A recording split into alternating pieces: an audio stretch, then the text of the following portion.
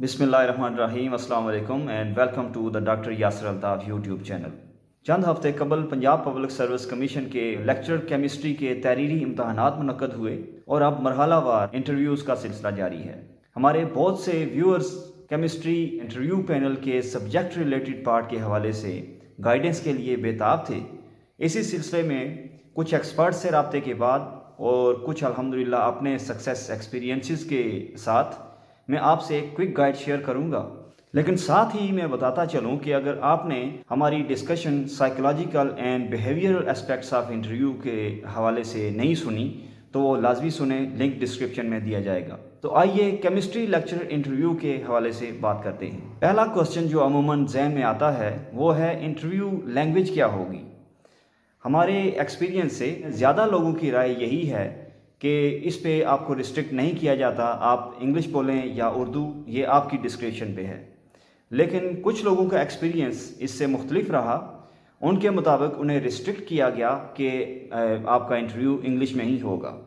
बहरहाल आपको एक अंडरस्टैंडेबल लेवल की इंग्लिश स्पीकिंग आपकी होनी चाहिए, क्योंकि वैसे भी हमारी केमिस्ट्री बुक्स जिनसे हमने केमिस्ट्री पढ़ानी है इंशाल्लाह वो इंग्लिश में ही होती हैं।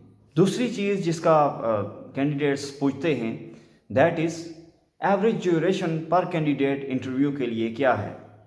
मेरी सर्च से मुझे पता चला कि देयर आर कैंडिडेट्स जो कि इवन सक्सेसफुल भी रहे, उनका इंटरव्यू 5 मिनट का भी हुआ और कुछ ऐसे भी कैंडिडेट्स मिलते हैं जिनका हाफ आवर तक इंटरव्यू जारी रहा। बहरहाल एवरेज इंटरव्यू ड्यूरेशन पर कैंडिडेट 18 to 20 मिनट्स है। The third is subject expert के क्वेश्चंस। अब इसमें पहले बात करते हैं जनरल केमिस्ट्री की। उसमें मसलन आपसे डेफिनेशंस वगैरह पूछी जा सकती हैं और अमूमन जनरल केमिस्ट्री ज़ाहिर है जो शार्ट लिस्ट होके आए हैं उनको उसका अमूमन नॉलेज होता है।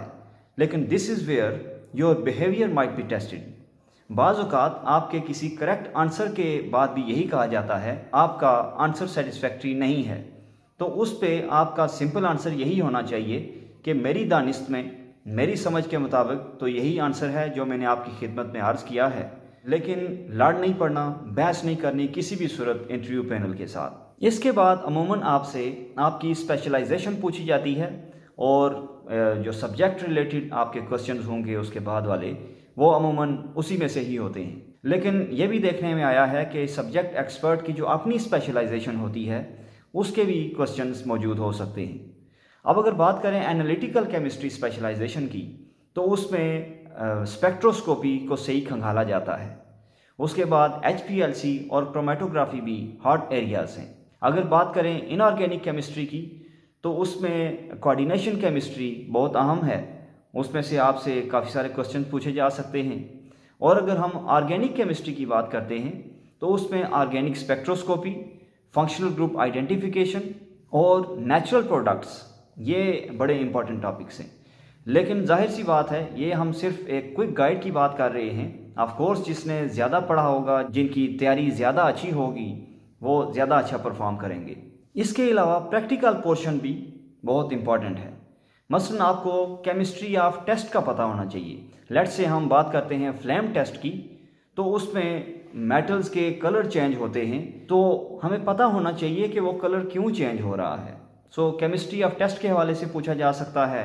उसके अलावा एसिड रेडिकल्स या बेस रेडिकल्स में से क्वेश्चन पूछे जा सकते हैं, लेकिन वो एक रेयर चांस है। अच्छा, उसके बाद आप किसी भी स्पेशलाइजेशन की बात हो, आपको रेयरली बोर्ड यूज़ करने के लिए भी कहा जा सकता है, जिसमें आपको मैकेनिज़्म लिखने के लिए कहा जा सकता है या कोई चीज़ आपको डेमोस्ट्रेट करने के लिए डायरेक्ट किया जा सकता है। लेकिन जितना आपसे क्वेश्चन किया जाएगा टू द पॉइंट उसी का आंसर दें। आप इससे पहले अपना जो सब्जेक्ट नॉलेज है वो आप एग्ज़ाम, रिटन एग्ज़ाम में आप डिलीवर कर चुके हैं, डेमोस्ट्रेट कर चुके हैं। यहाँ पे सिर्फ़ और सिर्फ आपका कॉन्फिडेंस और उसके अलावा आपका मेथड ऑफ प्रेजेंटेशन चेक किया जा सकता है। एक और जो अजम्पशन होती है अमूमन शॉर्ट लिस्टेड कैंडिडेट्स की, वो है कि तैयारी अच्छी नहीं है और इंटरव्यू भी आन पड़ा है। क्योंकि ये फीलिंग अमूमन तमाम के तमाम कैंडिडेट्स में किसी न किसी हद तक मौजूद होती है कि उनकी तैयारी अप टू द मार्क नहीं है इंटरव्यू के लिए। इस सूरत हाल में सबसे पहले आप अपनी स्पेशलाइजेशन से रिलेटेड मटेरियल से गो थ्रू कर लें और उसके बाद फिर जो बहुत आम चीज़ है, that is the spiritual part. आपका अल्लाह की ज़ात पे गैर मुतज़लज़ल यकीन होना चाहिए। कैंडिडेट को ये हर सूरत पॉजिटिवली अपने माइंड में रखना चाहिए और आपके दिल में ये चीज़ होनी चाहिए कि जो भी होगा वो इंशाल्लाह हमारे लिए बेहतर होगा। उसके बाद वालिदैन की दुआएं लें, किसी के लिए बुरा न सोचें, क्योंकि नेक नियति एक बहुत बड़ा असासा है। और फिर on the day of interview आपका पॉजिटिव एटीट्यूड और आपका कॉन्फिडेंस इंशाल्लाह आपके लिए मददगार साबित होगा। मैं यहाँ पे एक एग्ज़ाम्पल दूंगा एक प्रीवियस कैंडिडेट की, जिनसे क्वेश्चन पूछा गया कि अगर आप फेल हो गए तो आप क्या करेंगे। उनका बड़ा कमाल का आंसर था। उन्होंने कहा कि पहले तो मैं अल्लाह का शुक्र अदा करूँगा कि आज वाले इस इंटरव्यू के काबिल उसने बनाया। दूसरी चीज़, मैं जाके दोबारा हार्ड वर्क के साथ अगेन इंशाल्लाह नेक्स्ट टाइम इसी कुर्सी पे बैठा हूँगा। अब इस चीज़ से उस कैंडिडेट की दो चीज़ें वाज़ेह हुई। एक तो उनका पॉजिटिव एटीट्यूड और दूसरा उनका पैशन फॉर टीचिंग केमिस्ट्री। यानी वो कह सकते थे कि यहाँ नहीं तो कुछ और शुरू कर लूँगा।